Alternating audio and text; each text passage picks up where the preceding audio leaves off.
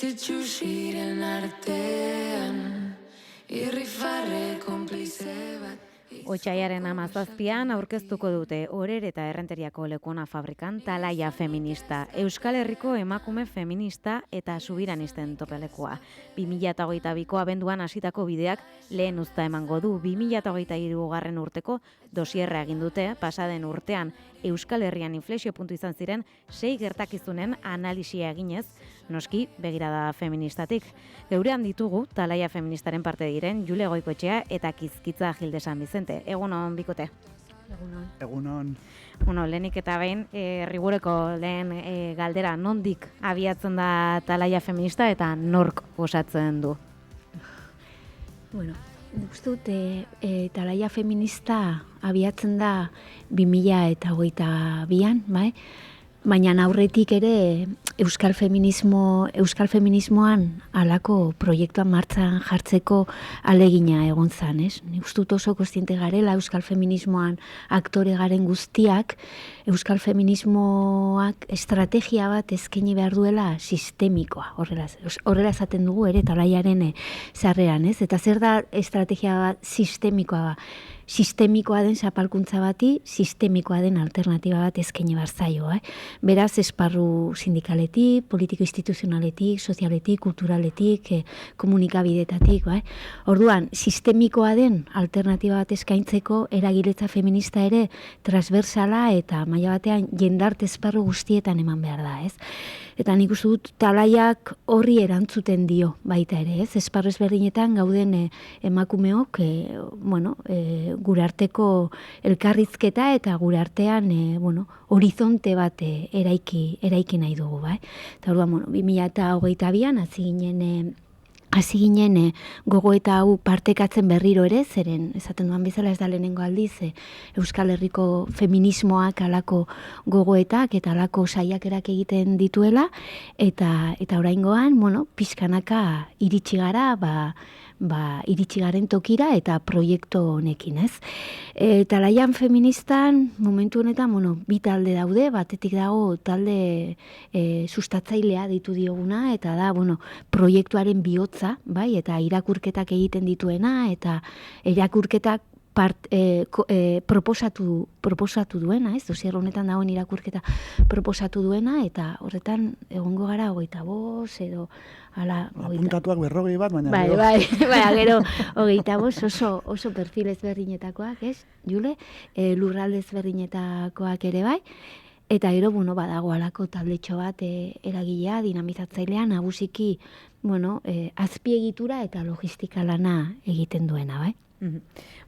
Lehen urratsa dosier horren egite prozesu bera izango da, aipatu duzu emakume pilo bat zaretela, eta horrek seguru badakarrela iritzien eta begiraden, nolabaiteko kudeak eta, baina egin duzue halako urtearen, 2023aren analisi bat, hala ere dosier horretan trantsizio garai bat bizi dugula diozue. Jule, guatzen abia puntura apurtxo bat, nondik edo zein testu ingurutik gatoz, zein da abia puntu hori, eta korronteak nora garamatza?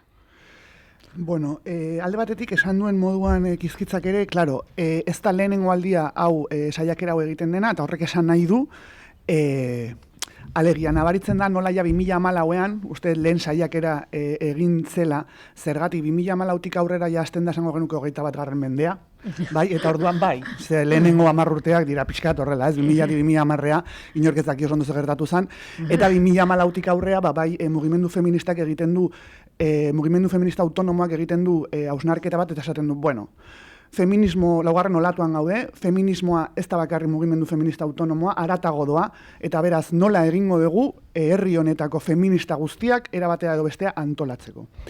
Hori da bia puntua, eta orduan iristen gara esan moduan, hor egongo dira topaguneak, emakume abertzaleen topaketak ondarrun, 2014an, eta hor aurkeztuko da lehenengo aldiz estatu feministaren ideia. Eta orduan, behin topaketak egin eta gero, ja egongo da, lehen bilera batzuk egongo dira, esan moduan Kizkitzak esan du oso ezberdina diren emakumeen artean, eta orduan izango da lehen urrats bat, saiatzeko herri honetako feministak antolatzen haren aldeko saiakera berriro. era sistemiko batean, ez? Egin behar diogu aurre sistema bati, patriarkatu kapitalista koloniala, eta beraz behar ditugu proposamen integralak eta sistemikoak. Egin genuen lana, etzen guztiz lortu mantentzea zaila delako, hori mantendu behar delako egiturari dagokionez, eta azkenean oraingoan bai lortzen da kizkitzak azaldu moduan. Eta zer egin dugu? Egin duguna izan da, 2022an hasten da prozesu berri hau, ja, egiturak eta hobeago batekin, sendoago batekin, eta aniztasun hori jasoko duen berriro ez, egiturak eta bat. Eta orduan hor, erabakitzen da, aukeratu behar ditugu, 6-7 gai, printzipioz urtero, gero ikusiko dugu nola egiten dugun, eta orduan aurten egin ditugu bilera desberdinak, udara hasieratik eta udara eta ondoren, hasteko erabakitzen ze 6 gai edo 7 hautatuko ditugun. Horretarako egingo da lehen asanblada bat, ze Kizkitzak esan du 2 talde daudela, hori da lan egiten dugun taldeak, baina gero dago asanblada, ez? Talaia feministaren asanblada. Normalean urtean behin elkartzen da, ikusiko dugu, berriro lehen urtea delako, eta hor 100 piko emakumeia elkartu ginen, eta orduan hor proposatu zen marko bat, patriarkatua ikusteko, patriarkatu kapitalista hori irudikatu alizateko marko bat, ordenatu alizateko, eta gero hain zuzen ere, aukeratzen diren gai hoiek, 6-7 gai hoiek, marko horretan ondo kokatu, eta orduan hausnarketa sistemiko bat egin alizateko. Alegia ez izatea 6 anekdota.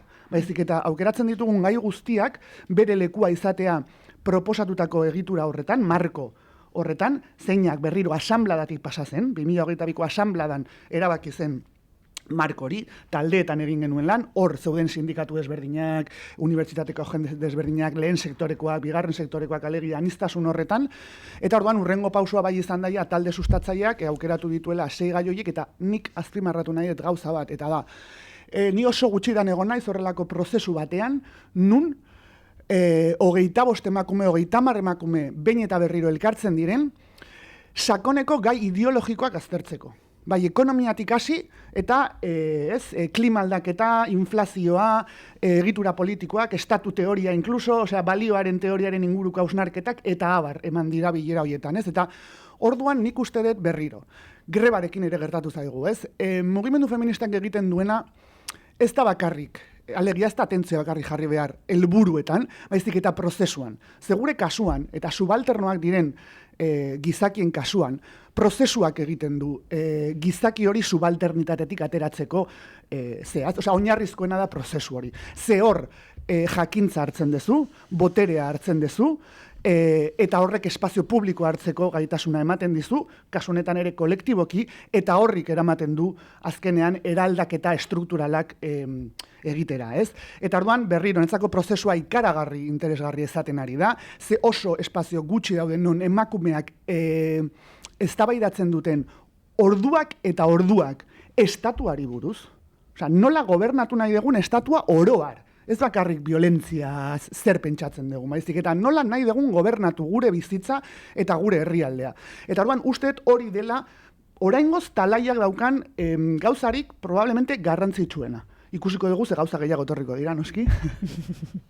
Bueno, ia 60 orrialdeko laburpena esan dezakegu, ez? Ekarri duela, orduetako eta orduetako eztabaida horiek, eta ongi azaldu duzuen bezala, 6 une hautatu dituzue begirada estruktural hori egiteko. Estatu begirada batetik ere bai, edo estatu bokazio batekin. Eta ez ditugu denak aletuko ezinezkoa izango zaigulako gaurkoan, baina bai nabarmenduko nituzkela batzuk, eta lehena injustu da eguraldiaren iragarpena aukeratu duzuela. Baldintza klimatiko nasiak eta muturrekoak ohiko bihurtzen ari direlako geurean, eta iruditu zait, akaso feminismotik jorratzeko gaia tipikoa dela esan genezakela, baina zuek, hain justu begirada, azaldu duzun begirada horretatik abiatuta, garrantzitsu eta jo duzu zergatik, Kizkitza nahi baduzuk. Nik uste dut ulertzeko zergaitik aukeratu dugun eguraldia edo, bukaeran eguraldian ematen ari diren fenomenoak eta gertakariak badira krisi klimatiko eta krisi ekologiko oso baten ondorio, ez? Baina, edo adibide, ni uste dut ulertu behar dela eta pixka Julek zijoan lekutik nun posizionatzen gara guk, ez? Eta talaia oso argi posizionatzen da leku batean, bai? Gero egiten dituen gogoetak Euskal jendarteari zuzentzen zaizkio, bai? Eta Euskal Herriko emakume eta gizonei, ez? Euskal jendarteari, Euskal eragileei ekin partekatu nahi ditu, ez? Baina gure posizioa oso argia da, ez? Osea, gure ustez patriarkatuari aurre egiten zaio beste sistema bat eraikiaz, eta gainera modu gradualean, eta segurazki izaera ezberdineko estrategiak eskatuko dituena, baina lurralde batean afrontatu behar dira transizioiek, ez? Eta gu euskalduna gara, soberanistak gara, independentistak gara, gutariko asko, eta nahi dugu transizio hori egin Euskal Herrian, bai? Eta transizio hori Euskal Herrian eman dadin, Euskal Herriak behar du lurralde bat, bai? Eta behar du etorkizun bat. Eta behar du nortasuna, eta behar du ere komunitate gisa, kohesionatuko gaituzten bitartekoak, ez?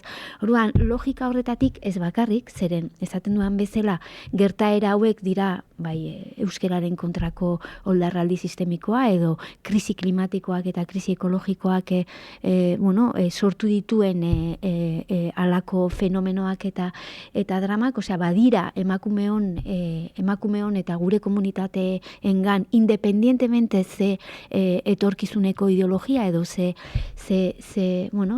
aspirazio politikoak dituzte, badira inpaktoa duten gertaerak eta soilik emakumeon bizitzarengan duten inpaktoengatik ja atentzio bat merezi dute, osea, soilik horrengatik ja aztertuko genituzke, baina guk urrunago joan nahi dugu, bai? Eta urrunago joatea da gure komunitatearen bideragarritasunaz, gure komunitatearen etorkizunaz ere kezkatzea. Eta horrek, zalantzari gabe, eramaten gaitu krisi ekologiko eta krisi klimatikoari begiratzera.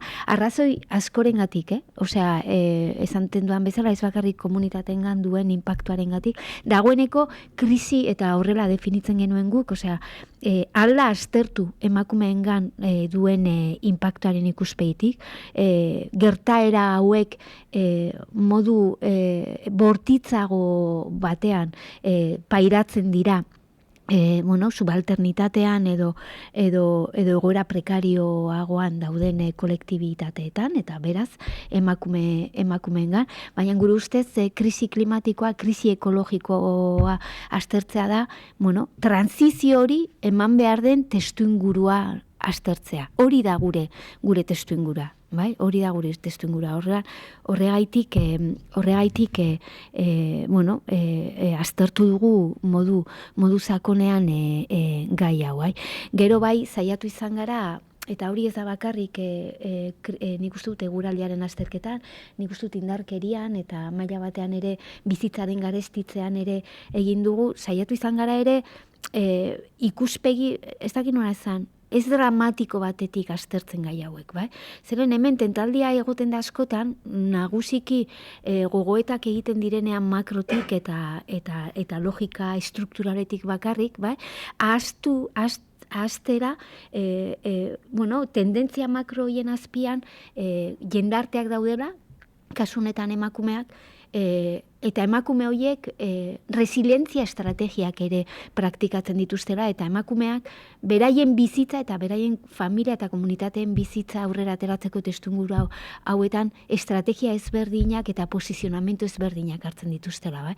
Orduan nahi izan dugu pixka bat fokoa aldatu eta fenomeno guzti hauek Euskal Herriko emakumeongan duten inpaktoa azaltzen, inpaktu horretatik estrategia eraldatzaileak eraikitzeko, ez? Hain justu, estatugintza feministaz ari gara, beraz, Euskal estatugintza feministaz.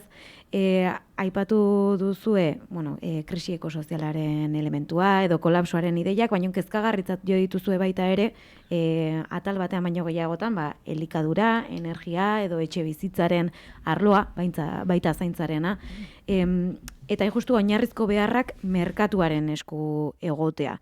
Norbere bizitzen gaineko kontrolak, hau da ez, norlabaiteko ikuspegi individual hoietik burujabetza edo buruaskitasun individual horrek lotura du herri baten burujabetza mailarekin, Jule? Esan ez du individualtasun maila? Bai, askotan, begiratzen diogunean, ez, elikadurari, edo enpleguari, edo etxe bizitzari, norbere bizi proiektuak garatzeko aukeretaz hitz egiten dugunean, ea horrek, lotura duen ere, norbere herriaren burujabetza mailarekin. Guztiz, ezta, badakigu hemen naiz eta estatuak izan kapitalista, kolonialak, patriarkalak, zer esan nahi duen estaturik ez edukitzea, ez? Eta horrek esan nahi du botere gutxiago edukitzea, ez? Hori argi dago, eta beraz horrek beti eragiten du, bai prekarietate mailan, bai pobrezia mailan, bai berdintasun mailan guztian. Ez dauzkagulako gaitasun politiko, oso garrantzitsua diren gaitasun politikoak, ez? Horregatik ere, talaia feminista hasieratik eta hori lehen asanbladan esan zen, hemen gaudenok, estatu feminista runtzoaz, euskal estatu, alegia, independentistak edo subiranistak gera, hau ez da eztabaidatuko. Orduan, hori ja adibidez oso pauso handi bada, ez? Osea, hemen gaude euskal estatu feminista irudikatzeko eta beraz gure lurraldea era sistemikoan ulertzeko. Eta horrek esan nahi du berriro hori ateratzen da hemen, ez? Eguraldian, guaintxe Kizkitzak definitu duen atal horretan, zergatik. Berriro, daukagun boterea, daukagun gaitasuna beti da gure beti. 180 esango nuke, botatzearen nola zifra bat, beti da zure kolektiboaren araberakoa, daukazun boterea. Orduan, berriro, karo, hau kolektiboki aztertu behar da, bai elikadurarena, bai energiarena, alegia sistema produktiboa, kolektiboki erabaki behar da, eta berriro, era sistemikoan egiteko guk jakin behar dugu, edo jakinez, hausnartu behar dugu eta galdetu behar dugu gure buruari kolektiboki erantzun izateko, zer nolako lurraldea nahi dugun. Ez, estatu feminista hitz egiterakoan ez da bakarri ze estatu egitura nahi ditugun, baizik eta zer nolako lurraldea eta beraz nola sortuko ditugun bizitza mantentzeko, eguneroko horretan, behar ditugun baliabideak. Eta horrek, berriro, horrek eramaten gaitu sistema produktiboaren edo ekonomia politikoa esaten dena, eren inguruko hausnarketa bat egitera. Eta hori oso gutxitan gertatzen da berriro ere emakumeen artean. Ze hori da gure arazoetariko bat. Alegia, gizonek badauzkate estrukturalki jagune pila bat guztiaz hitz egiteko. Kontua da emakumeek estatuaz berriro diot lurraldeaz era sistematikoan hitz egiteko gure pultsuaren bidez egin behar dugu. Osea, egiten ari gehan moduan, gu benga batu, ez, eta aurrera, eta bernola lortzen ditugun, eta berriro. Aniztasuna oso garrantzitsua da kasu honetan, ze behar ditugu arituak eta adituak. Hau guztia egiteko, eta asko zobeto adituak arituak baldin badira, guk behar dugu alde batetik zientzia, eta lehen hitz egin dugu, guk behar ditugu ikerketa zehatzak, behar ditugu momentu honetan gai baten inguruan dauden azken ikerketak aztertu behar ditugu, bai energia, bai subirautzaren inguruan esan nahet, bai subirautza digitala, bai elikadura subirautza, energia subirautzaren inguruan, zuk ezer hausnartzeko eta ezer proposatzeko behar duzu ikerketa serio bat. Eta orduan berriro, nik uste dut hau, oso berria Euskal Herrian berria dela, berriro oso zaila izaten delako, horrelako guneak sortu nun alde batetikan dauden mugimendu sozialak, eta beste alde batetikan naiz eta mugimenduetakoak izan arituak eta adituak diren, hoiek hain zuzen ere perspektiba integrala ez galtzeko, ez esan dugu momentu honetan guk planteatzeko estatu feminista bat, esan behar dugu. Nundik lortu ditugu lurra, adibidez lurra, ez? Hau esaten genuen, hori Mirene Begiristain da lehen sektorean dagoen horietako bat, ez? Gehiago daude. Eta ezin dugu ezertaz hitz egin, ezin dugu hitz egin sikiera osasungintzaz, ez da hezkuntzaz, ez baldin badugu hausnartzen eta proposatzen nundik aterako ditugun beharrezkoak diren baliabide horiek. Momentu honetaz daukagu iaia lurralderik Euskal Herrian nekazaritzarentzako. Apenas. Bai? Orduan dauzkago gero urgentziazkoak diren gauza horiek. Claro, talaiaren eginkizunetako bat ere da esatea, kolektiboki boterea lortze bidean, ze gai diren urgentziazkoak eta zeintzuk diren bigarren mailan utzi daitezkenak edo epe luzerakoagoak direnak, ez? Eta horrek influentzia asko dauka ere aukeratu ditugun gai hauetan, ez? Baina berriro, guk proposatzen duguna eta horregatik ere ardatzen eta artikuluen arteko erlazioa oso garrantzitsua da. Lurraldetze politikak behar ditugu, berlurraldetze politikak, ze deslurraldetze logika batean gaude, bi, merkantilizazioaren kontrako praktikak, borrokak eta politika behar ditugu, eta familiarizazioaren aurkako politikak eta bar. Eta hori agertuko da atal desberdinetan. Agertuko da inkluso ere indarkeriaren artikuluan, ezta? Beraz, badaude, hartutako gai guztien artean, batzuk ezinbestekoak direnak beste guztiari heldu ahal izateko. Eta hoietako bat, esan moduan, da lurraldearen inguruko hausnarketa sistema produktiboarena, eta beraz, merkantilizazioa eta familiarizazioa zaintzarekin erlazioa duena.